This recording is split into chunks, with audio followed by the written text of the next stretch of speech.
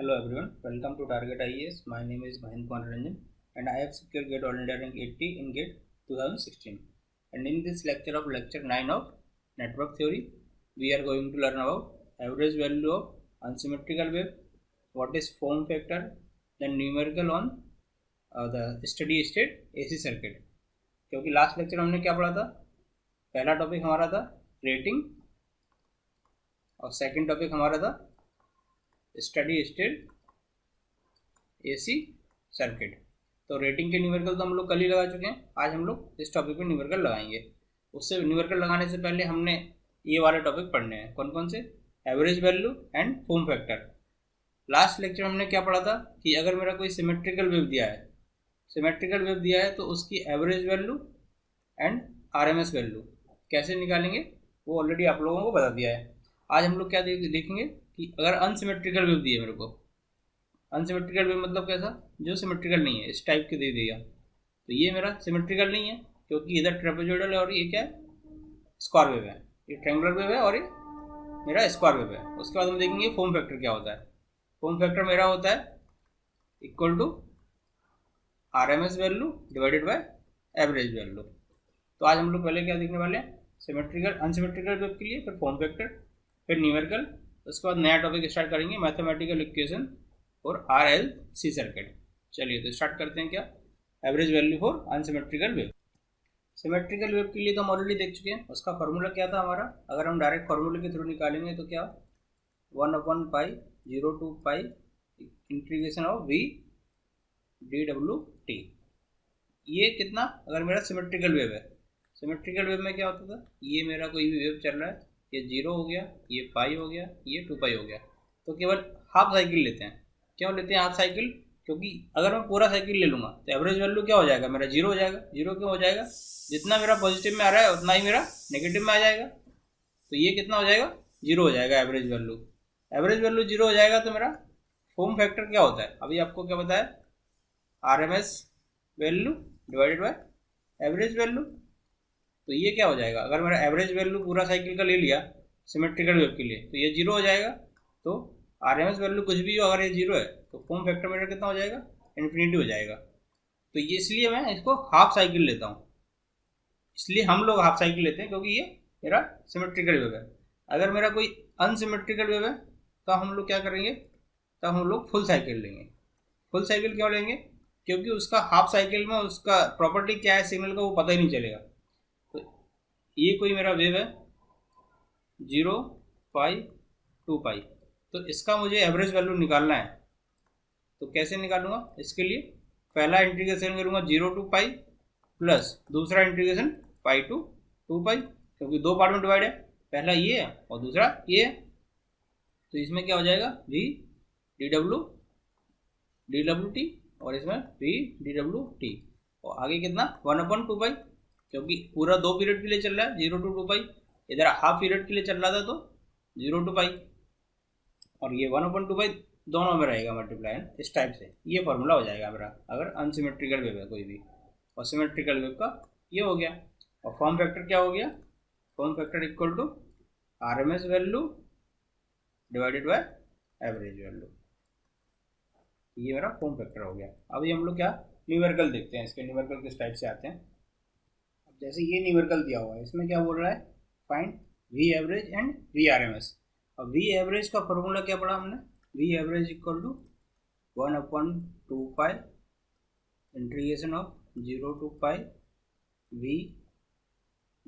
dt plus π to 2π v dt। अगर ये time के फॉर्म में दिया है तो वी डी टी, और अगर आपको एंगल के फॉर्म में दिया है तो वी डी डब्ल्यू टी। तो ये क्या होगा मेरा एंगल और ये मेरा टाइम। और एवरेज का एवरेज हो गया। अब आरएमएस का फॉर्मूला क्या पढ़ा हमने, 1/t टोटल टाइम पीरियड, कितना टाइम पीरियड के लिए एक साइकिल चल रही है, and 0 to t/2 v² dt plus t/2 to t v² dt। इसमें क्या करना है, दिए गए फंक्शन का स्क्वायर करके इंटीग्रेशन करना है, और इसमें डायरेक्ट आपको इंटीग्रेट करना है। डायरेक्ट इंटीग्रेशन करना है मतलब किसी भी फंक्शन का, ये मेरा कोई भी एक फंक्शन दिया हुआ है, इसका इंटीग्रेशन करना मतलब एरिया अंडर द कर्व निकालना है। तो वी एवरेज में एरिया अंडर द कर्व निकाल लूँगा। तो वी एवरेज मेरा क्या हो जाएगा, इसका ये मेरा इंटीग्रेशन मतलब क्या हुआ, एरिया अंडर द कर्व हुआ ना ये दोनों। तो इसको मैं A1 बोल दूँ और इसको मैं A2 बोल दूँ। तो A1 की वैल्यू क्या आएगी, A1 इक्वल टू ट्रायंगल का एरिया कितना 1/2 मल्टीप्लाई बाय 10 मल्टीप्लाई बाय 2, क्योंकि ये लेंथ 2 दी है और ये हाइट 10 है। तो कितना हो जाएगा, 2 से 2 तो 10 आ जाएगा A1। और A2 का वैल्यू, A2 क्या है, रेक्टेंगल है तो 2 मल्टीप्लाई बाय 2 इक्वल टू 4। तो एवरेज वैल्यू क्या हो जाएगा, V average equal to 1 upon time period कितना है 4 है, तो ये 1/4 और A1 प्लस A2 तो कितना हो गया 1/4 10 प्लस 4 यानी कि 14/4 7/2 यानी कि 3.5 वोल्ट।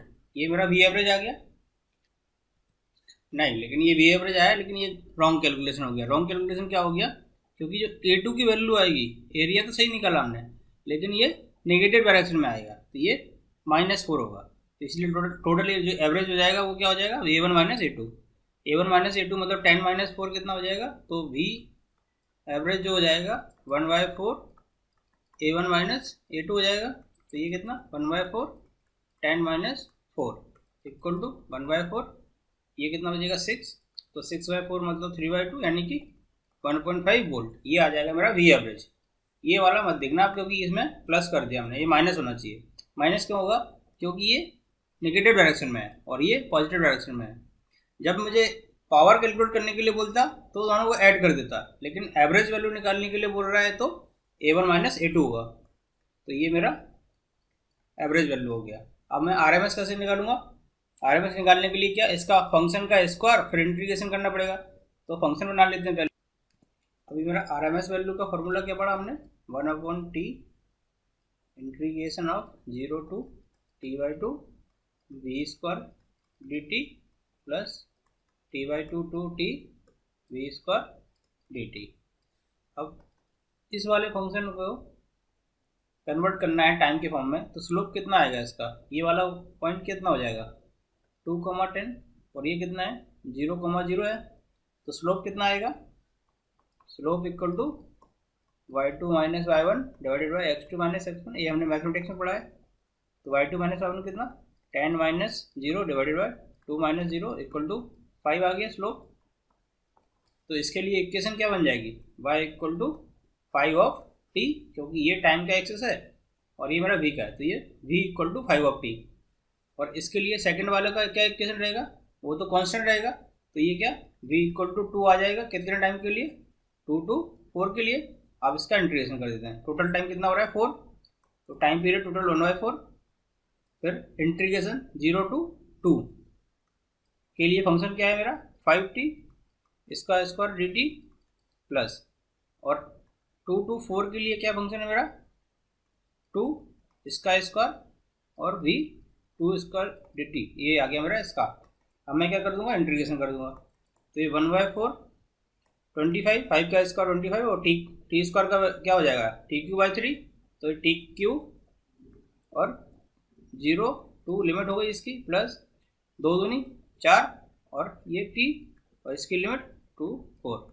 अब वैल्यू पुट कर दूंगा, क्या हो जाएगा 25/3, ये कितना टी क्यूब है, ये 2 का cube 8 minus 0 plus 4 into 4 minus 2। इसको सॉल्व कर लेंगे तो इसका आंसर कितना आएगा, जो मेरा वी एवरेज है RMS है, ये RMS का वैल्यू मेरा आ जाएगा 4.32 वोल्ट। तो मेरा ये एवरेज वैल्यू निकल गया और ये RMS वैल्यू निकल गया। अभी हमने एवरेज वैल्यू कैसे निकाला था, एरिया से। अगर हम एवरेज वैल्यू एरिया से नहीं, डायरेक्ट इंटीग्रेशन से निकालना चाहते हैं तो एरिया हमको समझ में नहीं आ रहा, तो वी एवरेज हमने क्या देखा था 1/T यानी कि 2 pi integration of 0 to pi v dt plus pi to 2 pi v dt। अब इसको यहाँ ले आते हैं, इसका वैल्यू कितना है, टोटल टाइम पीरियड कितना है 1/4। 0 to 5 के लिए क्या फंक्शन है हमने क्या देखा अभी, जब RMS वैल्यू निकाल रहे थे 5t इंटू dt प्लस ये कितना हो जाएगा -2 पाई से 2 पाई, पाई से 2 पाई मतलब ये 0 से 2, ये 2 से 4, ये लिमिट हो जाएगी क्योंकि ये 0 से 2 और 2 से 4 dt।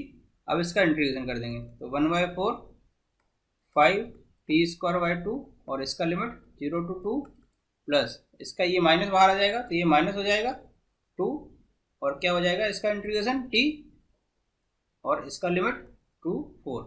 जब आप इसको सॉल्व करोगे तो इसका आंसर 1.5 ही आएगा आपका। अब हम लोग क्या पढ़ने वाले हैं, RLC circuit. RLC circuit for AC मतलब AC वोल्टेज में अप्लाई करूँगा तो उस केस में उसका मैथमेटिकल इक्वेशन क्या बनेगा वो देखने वाले हैं। सबसे पहले क्या किसके लिए पढ़ने वाले हैं, रेजिस्टेंस के लिए देख लेते हैं कि रेजिस्टेंस के लिए मेरा मैथमेटिकल इक्वेशन क्या होगा। ये मेरा एक सर्किट है, इसमें रेजिस्टेंस R लगा हुआ है और करंट मेरा IT फ्लो हो रहा है और वोल्टेज मेरा VT अप्लाई किया है।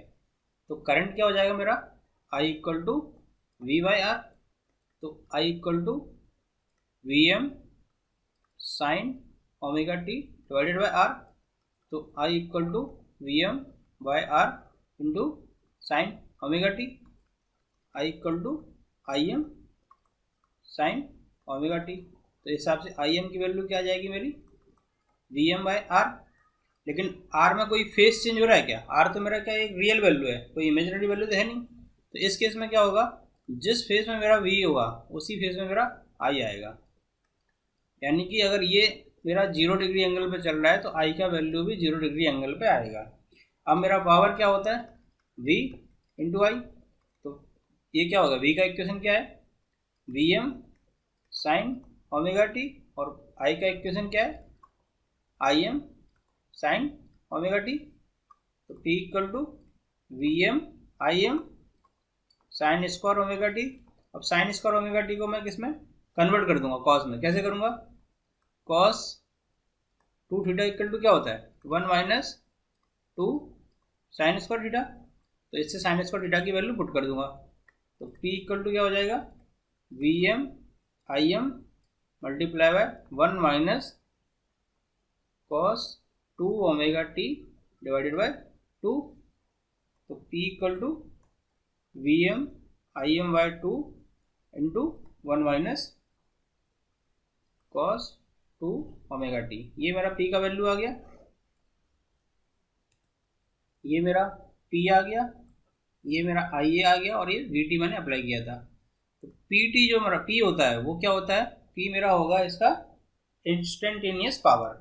इंस्टेंटेनियस पावर मतलब ये मेरा जो पावर कितना इसके अक्रॉस आ रहा है और कितना ये जनरेट कर रहा है, ये पूरे नेटवर्क में कितना पावर होगा, वो पावर मेरा टाइम के हिसाब से चेंज होता रहेगा। क्यों होता रहेगा, क्योंकि ये टी का फंक्शन है। तो ये वाला पावर जो मेरा है instantaneous power, in case of DC ये पावर मेरा टाइम पे डिपेंडेंट रहता है तो फिक्स रहता है, लेकिन इस केस में क्या है टाइम पे डिपेंडेंट है तो ये वेरी करता रहेगा टाइम के हिसाब से। अब किसके लिए, रेजिस्टेंस के लिए देख लिया, इंडक्टेंस के लिए देखते हैं एल। अभी एक इंडक्टर लगा दिया और मेरा वोल्टेज सोर्स में वी अप्लाई किया है, V of t equal to क्या है V ohm sine omega T और आई इसमें करंट फ्लो हो रहा है। जब हमने ओम्स लॉ पढ़ा था, ओम्स लॉ पढ़ा था तब क्या देखा था, V equal to L D I by D T होता है, ये हमने पढ़ा था। अब V equal to L D I by D T हो गया, तो इसमें करंट कितना फ्लो हो रहा I M sine omega T. तो V की वैल्यू क्या हो जाएगी एल डी और V I M sine omega T, I की वैल्यू पुट कर देंगे और डिफ्रेंसिएशन कर देंगे। तो V इक्वल टू क्या हो जाएगा एल, आई एम तो कॉन्स्टेंट है तो आई एम वायर आ जाएगा और ओमेगा भी कॉन्स्टेंट है तो ओमेगा भी आ जाएगा और इसका साइन टी का क्या हो जाएगा डिफ्रेंसिएशन, साइन टी का कॉस टी। तो V इक्वल टू क्या हो गया I M L omega cos T, ये मेरा V का इक्वेशन आ गया। करंट अगर इतना फ्लो हो रहा है इंडक्टर में तो मेरा जो V निकलेगा वोल्टेज के अक्रॉस वो क्या आएगा L D I by D T आएगा और उससे मैं इसका डिफ्रेंसिएशन कर दूंगा तो ये वाली मेरे पास इक्वेशन बन जाएगी। अब इन केस ऑफ रेजिस्टेंस था तो उसमें रेजिस्टेंस कितना आ रहा था R, अब इसमें क्या एल है तो इंडक्टेंस कितना आएगा, इंडक्टेंस कितना आएगा मेरा ओमेगा एल। क्यों आएगा ओमेगा एल, क्योंकि इसके अक्रॉस जो रेजिस्टेंस होगा मेरा, इंडक्टेंस मतलब क्या हो गया उसका रेजिस्टेंस, तो ये मेरा इंडक्टेंस आ गया इसका। अब मैं इस इक्वेशन को V equal to V M sine omega t से कंपेयर करता हूँ तो वी एम की वैल्यू क्या आएगी मेरी आई एम ओमेगा एल ये मेरी Vm की वैल्यू आ जाएगी इस इक्वेशन और इस इक्वेशन कंपेयर करूंगा, क्योंकि आइडियली तो ये इक्वेशन है और मेरी निकल के क्या आ रही है, ये वाली आ रही है, तो दोनों को कंपेयर करने से Vm की वैल्यू यहाँ से। अब मेरा पावर क्या होता है, हमने क्या पढ़ा था, P equal to V into I. तो V की वैल्यू क्या है, V equal to omega L Im cos t multiply by इसका वैल्यू क्या है Im sine omega T equal to क्या हो जाएगा, इस ये मेरा पूरा क्या है VL है, Vm है, Vm multiply by Im multiply by sign omega T into cos omega t. अब ये क्या हो गया, मल्टीप्लाई में अगर 2 से कर दूँ डिवाइड बाई 2 कर दूँ तो साइन 2 थीटा हो जाएगा, तो Vm Im divided by 2 into sine 2 omega t, ये इसका मेरा आंसर आ जाएगा। तो इसमें मेरा देखो सबसे देखने वाली बात क्या है, करंट का इक्वेशन जो है वो साइन के फॉर्म में है और वोल्टेज का इक्वेशन जो आ रहा है वो कॉस के फॉर्म में आ रहा है। तो इन दोनों के बीच में फेज डिफरेंस कितना हो गया, साइन और कॉस में 90 डिग्री का हो गया ना। अगर मेरा वी ए है तो आई इधर आएगा, नहीं आई इधर नहीं आएगा, आई लैगिंग में आएगा। तो मेरा अगर वी इधर चल रहा है तो आई इधर आएगा, ये होगा मेरा आई। या आई ये चल रहा है तो वी लीडिंग करेगा आई से और आई लैगिंग करेगा बी से। तो ये मेरा इंडक्टेंस हो गया। अब मैं कैपेसिटर को देखूँ, अब सेम जो हमने इंडक्टर में किया वही सेम कैपेसिटर में है। इसमें क्या है, जब ओम्स लॉ पढ़ा था तब क्या देखा था, I equal to C D V by D T.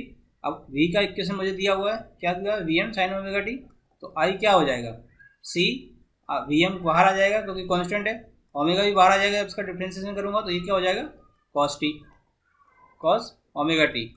तो मेरा आई एम का वैल्यू क्या हो गया, I M equal to V M omega C, ये मेरा आई एम हो गया। जब इसको कंपेयर करूंगा किससे, आई एम साइन ओमेगा टी से। और इन दोनों में फेज डिफरेंस कितना हो गया, सेम 90 डिग्री हो गया। लेकिन इस केस में क्या हो गया, अगर मेरा ये भी चल रहा है तो ये आई होगा, यानी कि करंट लीड करेगा वोल्टेज के रेफरेंस में और वोल्टेज लीड लैग करेगा करंट के रेफरेंस में। तो अब सेम इसमें पावर क्या हो जाएगा, पावर भी वी इंटू आई हो जाएगा। दोनों की इक्वेशन पुट कर दूंगा तो वी का वैल्यू क्या है, V M cos omega T multiply by I M sine omega T. तो V M multiply by I M divided by 2 multiply by 2 कर दूंगा तो ये क्या बन जाएगा, cos omega T into sine omega T. और ये कितना होता है, साइन 2 थीटा होता है। तो V M I M divided by 2 multiply by sine 2 omega t, ये मेरा क्या आ जाएगा, पावर आ जाएगा। ये हम लोग लीडिंग लैगिंग कैसे कह रहे हैं कि लीड करेगा या लैग करेगा, वो देखो मेरा v का इक्वेशन क्या दिया है, साइन ओमेगा टी, और i का इक्वेशन क्या आ रहा है, कॉस ओमेगा टी। तो i को मैं कैसे लिख सकता हूँ, i को कैसे लिखूंगा कि वो मेरा साइन के फॉर्म में आ जाए। तो साइन के फॉर्म में लिखने के लिए उसे मुझे क्या करना पड़ेगा, i equal to I M, cos को क्या लिख दूंगा मैं, sine omega T plus 90। Omega T plus 90 क्या हो जाएगा, एक क्या लिख रहा था मैं, आई का equation, I equal to I M sine, इसको मैं क्या लिख दूंगा, ये वाली इक्वेशन मेरी आ रही है कॉस ओमेगा टी, तो इसको क्या लिख दूंगा मैं, साइन ओमेगा टी प्लस 90। इसका मतलब क्या हुआ, इसका मतलब पूरे का इतने का कॉस ओमेगा टी ही हुआ ना, क्योंकि वो चेंज हो जाएगा 90 डिग्री एक्सिस से, ये वाली से। तो ये कितना साइन में चेंज होगा और साइन ओमेगा टी आ जाएगा, तो इसलिए प्लस 90 आ रहा है, इसलिए करंट लीड कर रहा है वोल्टेज के रेफरेंस में। वोल्टेज ये है और करंट ये है, तो करंट अगर प्लस आ रहा है तो लीड कर रहा है और माइनस आ रहा है तो लैग करेगा। अब हम लोग क्या देख लेते हैं, जब आर और एल मेरा सीरीज में कनेक्ट है तो आर एल सीरीज सर्किट देख लेते हैं। अभी क्या हम सिंगल दे रहे थे, रेजिस्टेंस अकेला, इंडक्टेंस अकेला एंड कैपेसिटेंस अकेला। अब हम लोग क्या देखने वाले हैं, जब मेरा आर एंड एल दोनों सीरीज में कनेक्ट हैं। अब इसमें क्या मान लिया मैंने, मेरा वोल्टेज वी अप्लाई किया और इसके अक्रॉस वोल्टेज वी आर हो गया और इसके अक्रॉस वोल्टेज वी एल हो गया। जब इसमें KVL लगाऊंगा तो KVL लगाऊंगा तो क्या आएगा, V equal to V R plus V L, और V क्या होगा मेरा I, और इसका टोटल इंडक्टेंस जो आएगा resistance I into Z equal to, ये क्या हो जाएगा IR plus I into XL। XL क्या हो गया इसका इंडक्टेंस, जैसे रेजिस्टेंस होता है रजिस्टर का वैसे इंडक्टर का इंडक्टेंस हो गया। तो I से I कैंसिल हो गया, सेम लूप में सेम करंट फ्लो हो गया, तो Z इक्वल टू क्या हो गया R प्लस XL हो गया। ये मेरा किसका टोटल रिएक्टेंस जो सर्किट का है उसका इक्वेशन आ गया। तो वो क्या हो गया, Z equal to resistance plus inductance. तो ये मेरा सर्किट का क्या आ गया, रिएक्टेंस आ गया। किस डायरेक्शन में जा रहा है, ये डायरेक्शन में जा रहा है। तो मेरा जो वी आर आएगा वो वी आर किस डायरेक्शन में आएगा, इस डायरेक्शन में आएगा, क्योंकि वी आर और जो मेरा करंट उसमें फ्लो हो रहा है, जो इसकी जो वोल्टेज सोर्स उसके सेम फेज में रहेगा, क्योंकि उसमें तो कोई फेज डिफरेंस नहीं होता है। और ये क्या हो जाएगा मेरा, इसके अक्रॉस जो इंडक्टर के अक्रॉस वोल्टेज आएगा वो कितना 90 डिग्री लीड करेगा इन टर्म्स ऑफ करंट में। तो क्या होगा इसमें, ये मेरा जो एंगल बनेगा ये वाला वो क्या हो जाएगा थीटा। तो थीटा की वैल्यू क्या हो जाएगी, tan theta equal to this value divided by this value. तो ये वैल्यू मेरी क्या होगी VL, और ये वाली क्या होगी मेरी VR, क्योंकि ये मेरा VL हो गया और ये मेरा रेजिस्टेंस के अक्रॉस वोल्टेज और ये इंडक्टर के अक्रॉस। तो थीटा इक्वल टू क्या हो गया tan inverse VL by VR। और VL की वैल्यू क्या है मेरी, VL की वैल्यू I XL और IR, I से I कैंसिल। तो theta equal to tan inverse XL by R, ये थीटा की वैल्यू आ गई। अभी हमारा थीटा निकल गया। अब जो इम्पीडेंस ट्रायंगल बनेगा, इसका इम्पीडेंस ट्रायंगल मतलब इसका रेजिस्टेंस की वजह से और इंडक्टर की वजह से टोटल रिएक्टेंस का जो बनेगा ट्रायंगल, वो क्या, R अगर मेरा इधर है तो ये क्या हो गया मेरा, ये हो गया मेरा XL। तो टोटल Z जो आएगा वो Z हो जाएगा, और ये मेरा थीटा, क्योंकि ये दोनों तो क्या 90 डिग्री रहेंगे। तो Z इक्वल टू क्या हो जाएगा पाइथागोरस थ्योरम से, ये मेरा R हो गया, ये XL हो गया। तो Z square equal to R square plus XL square. तो Z equal to root of R square plus XL square, ये Z की वैल्यू आ गई। अगर मैं इस ट्रायंगल को I स्क्वायर से मल्टीप्लाई कर दूँ, I स्क्वायर और ये भी I स्क्वायर, तो ये क्या हो जाएगा मेरा भाई, ये पावर ट्रायंगल हो जाएगा, क्योंकि पावर क्या होता है P equal to I square R। तो ये मेरा जो रहेगा P equal to I square R, ये मेरा क्या हो जाएगा एक्टिव पावर हो जाएगा, और क्या ट्रू पावर, क्योंकि ये रेजिस्टेंस की वजह से। और अगर मेरा इसकी वजह से पावर आ रहा है P equal to I square XL, तो ये क्या हो जाएगा मेरा इमेजिनरी पावर। इमेजिनरी पावर मतलब इंडक्टिव पावर हो जाएगा। और ये मेरा Z की जो आ रहा है, तो I square Z equal to ये P इक्वल टू क्या हो जाएगा टोटल पावर मतलब P1 जो रेजिस्टेंस की वजह से और P2 जो मेरा इंडक्टर की वजह से। तो अगर मैं इसको Q समझ लूँ और इसको P समझ लूँ, तो P टोटल इक्वल टू हो जाएगा P प्लस Q। P मतलब मेरा एक्टिव और Q मतलब मेरा इंडक्टिव पावर। तो जो एंगल बनेगा इसके हिसाब से पावर में, theta equal to tan inverse क्या हो जाएगा Q बाय P, क्योंकि ये क्या है I स्क्वायर XL और I स्क्वायर R, दोनों को डिवाइड करूँगा तो I स्क्वायर से I स्क्वायर कैंसिल हो जाएगा, तो ये Q बाय P आ जाएगा। और जो एंगल थीटा बन रहा है, ये थीटा रिएक्टेंस और मेरा रेजिस्टेंस के बीच में, यही क्या होता है मेरा cos theta equal to power factor. तो cos theta equal to power factor, तो power factor equal to cos theta equal to क्या हो जाएगा मेरा थीटा इक्वल टू क्या हो जाएगा, ये क्या है cos theta this divided by this, यानी कि V R divided by V, यानी वी आर की वैल्यू क्या हो जाएगा I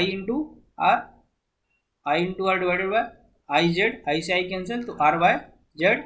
और अगर मेरा टोटल पावर P है, P divided by P dash, ये मेरा पावर फैक्टर आ गया cos थीटा। अभी मैं किसके लिए RL के लिए देख लिया, अब RC के लिए देखते हैं। ये सब क्या क्या देखना पड़ेगा उसके लिए। तो Z की वैल्यू क्या होगी टोटल रिएक्टेंस या इंडक्टेंस या कैपेसिटेंस जो भी उसका है, फिर मेरा थीटा क्या होगा, फिर cos थीटा यानी कि पावर फैक्टर क्या होगा, एक्टिव पावर क्या होगा, इंडक्टिव पावर या कैपेसिटिव पावर क्या होगा, और टोटल पावर क्या होगा।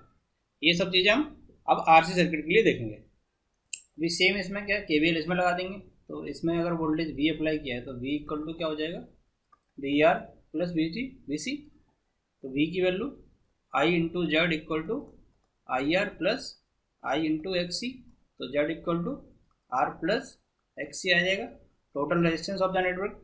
अभी हमने क्या देखा था जब कैपेसिटर पढ़ रहे थे कि अगर मेरा इसके अक्रॉस करंट I ये फ्लो हो रहा है, तो रेजिस्टेंस के अक्रॉस जो वोल्टेज आएगा वो VR ये हो जाएगा, उससे मेरा जो कैपेसिटेंस के अक्रॉस वोल्टेज आएगा VC वो कितना 90 डिग्री लैग करेगा। तो ये जो एंगल होगा दोनों का ओरिजिन से थीटा, ये क्या होगा मेरा थीटा इक्वल टू क्या हो जाएगा, ये अगर मेरा जेड हो गया और ये मेरा आर है, ये एक्स सी है, तो Z square equal to R square plus X C square, तो Z equal to root of R square plus X C square. ये क्या आ गया मेरा इम्पीडेंस ट्रायंगल आ गया। और इसी को मैं अगर मल्टीप्लाई बाय किससे कर दूं, आई स्क्वायर से, आई स्क्वायर, तो ये मेरा क्या हो जाएगा पावर ट्रायंगल हो जाएगा। तो वही सेम अगर मेरा ये टोटल पावर है इक्वल टू क्या हो जाएगा मेरा P of active power plus T of मेरा कैपेसिटिव पावर जो कैपेसिटर के अंदर होगा, तो ये मेरा दोनों का सम होके टोटल पावर आ जाएगा। और इस ट्रायंगल से निकालेंगे तो ये जो टोटल पावर आ जाएगा P equal to Pythagoras theorem same, Pythagoras जो होती है P A square plus T C square, ये मेरा टोटल पावर हो गया। और अब मैं क्या देखूंगा थीटा निकालने के लिए, थीटा क्या होगा मेरा theta equal to tan inverse of क्या हो जाएगा एक्सएल बाय आर हो जाएगा, सेम जो इंडक्टेंस में पड़ा था इसमें एक्स हो जाएगा। और कॉस थीटा मेरा ये क्या हो जाएगा कॉस थीटा, ये क्या है पावर फैक्टर है, power factor V R by V और इक्वल टू वी आर की वैल्यू क्या आर बाय जेड, ये मेरा पावर फैक्टर हो जाएगा। अब हम लोग क्या न्यूमेरिकल देख लेते हैं। अभी सेम अगर आर एल सी तीनों मेरा सीरीज में लगा है तो सेम इक्वेशन बनेगी, उसमें क्या हो जाएगा ये वी की value V R plus V L plus V C, और इसकी जगह मैं पुट कर दूंगा तो क्या हो जाएगा I R plus I into X L minus I into X C, क्योंकि ये नेगेटिव आ रहा है ये पॉजिटिव आ रहा है, तो वी आर की वैल्यू क्या हो जाएगी V equal to Z equal to R square plus X L minus X C का होल स्क्वायर हो जाएगा। अभी इसको हम न्यूमेरिकल देख लेते हैं। अब जैसे इसमें क्या बोल रहा है मेरे को फाइंड वी सी, कैपेसिटर के अक्रॉस वोल्टेज क्या होगा प्लस माइनस वी सी, इसको निकालो। तो सबसे पहले तो मैं जब स्टार्टिंग में केवीएल वाली इक्वेशन लगती है क्या हो जाएगा उससे value V equal to root of V square plus V L square minus V C square, तो वी इसकी वैल्यू कितनी दी है 15 इक्वल टू इसका स्क्वायर कर दूंगा तो दोनों साइड क्या हो जाएगा V square plus V L square minus V C square, V L minus V C का होल स्क्वायर होता है ये होल स्क्वायर होता है, तो ये V L minus V C का होल स्क्वायर, तो ये क्या हो जाएगा V R square plus V L minus V C का होल स्क्वायर इक्वल टू 15 का स्क्वायर 225, ये मेरी एक इक्वेशन बन गई। अब इस इक्वेशन में देखो ये मुझे क्या दिया है वी एल माइनस वी सी, तो 9 वोल्ट दिया है ना टोटल दोनों के अक्रॉस। अगर मैं इसके अक्रॉस बोल दूँ कि 9 वोल्ट है और फिर इक्वेशन लगा दूँ तो क्या आ जाएगा V R equal to V R square, तो 9 का स्क्वायर 81 इक्वल टू 225, तो वी आर स्क्वायर कितना हो जाएगा 225 minus 81 equal to 144 equal to 12 volt. तो ये मेरी क्या हो गई वी आर की वैल्यू हो गई, और मेरा वी आर रेजिस्टेंस आ गया, वोल्टेज आ गया इसके अक्रॉस रेजिस्टेंस के अक्रॉस। अब मेरा रेजिस्टेंस के अक्रॉस तो वोल्टेज मिल गया। जब मेरा इन दोनों का कॉम्बिनेशन रहेगा तो मेरा जो वोल्टेज आएगा टोटल इसके अक्रॉस कितना दिया है 20 वोल्ट दिया है ना, तो वी आर एल का स्क्वायर इक्वल टू क्या होता है V R square plus V L square, V R L square कितना दिया है मेरा 20 वोल्ट दिया है, तो 20 का स्क्वायर, तो आर का वैल्यू कितना आ गया 12 का square plus V L square, तो ये 20 400 equal to 144 plus V L square, तो वी एल स्क्वायर कितना हो जाएगा 400 माइनस 144, तो ये कितना बचेगा, तो V L square equal to 256, यानी कि V L equal to 16 volt आ गया। अब वी एल की मेरे को वैल्यू पता चल गई, और ये कितना दिया है 9 वोल्ट दिया है ना, वी ये कितना 9 वोल्ट दिया है, 9 वोल्ट क्या दिया है वी एल माइनस वी सी मेरे को 9 वोल्ट दिया है, तो इससे क्या हो जाएगा वी एल का वैल्यू मुझे पता ही है, तो 16 minus V C equal to 9 volt, V C इस साइड ले जाऊँगा तो V C equal to 16 minus 9 यानी कि 7 वोल्ट मेरा वी सी का आंसर आ गया। और यही तो मुझे निकालना था वोल्टेज अक्रॉस कैपेसिटर। इसमें क्या है तीनों सीरीज में लगे हुए हैं, तीनों सीरीज में लगे हुए हैं, तो इसकी इक्वेशन क्या होती है ये होती है V square equal to V R square plus V L minus V C का होल स्क्वायर। तो इस इक्वेशन से मैं वी आर की वैल्यू निकाल लूँगा और इस वाली इक्वेशन से वी एल की वैल्यू निकाल लूँगा और इससे वी सी की वैल्यू निकाल लूँगा। तो आज हमने क्या क्या पढ़ा, आज हमने पढ़ा पहले तो एवरेज वैल्यू किसका अनसिमेट्रिकल वेव है उसका, सेकंड फिर हमने पढ़ा फॉर्म फैक्टर, थर्ड हमने पढ़ा मेरा ये mathematical equation of RLC network, जब ये AC केस में। अगर DC है तो DC का तो हम ऑलरेडी पढ़ चुके हैं। अब हम अगले लेक्चर में जो पढ़ने वाले हैं वो क्या है, थ्योरम्स हैं। वो बहुत ज़्यादा इंपॉर्टेंट है। अगर आपने थ्योरम्स पढ़ लिया और KVL KCL आपने ये सब चीज़ें पढ़ ली तो आपका 70 to 75 नेटवर्क खत्म हो गया। वहीं से क्वेश्चंस आते हैं। ये AC सर्किट पूरा हम लोग थ्योरम से सॉल्व करने वाले हैं, इसलिए मैंने न्यूमेरिकल कम करवाए हैं आपको। सारा हम लोग थ्योरम जब पढ़ेंगे उसके आगे जब न्यूमेरिकल करेंगे तो सारे उसी में सॉल्व कर लेंगे। ज़रूरत नहीं है कि मैं ये सब करके tan थीटा निकाल के इसमें से सॉल्व करके निकालूँ। मैं डायरेक्ट थ्योरम से लगाऊंगा और थ्योरम से उनके आंसर निकाल लेंगे।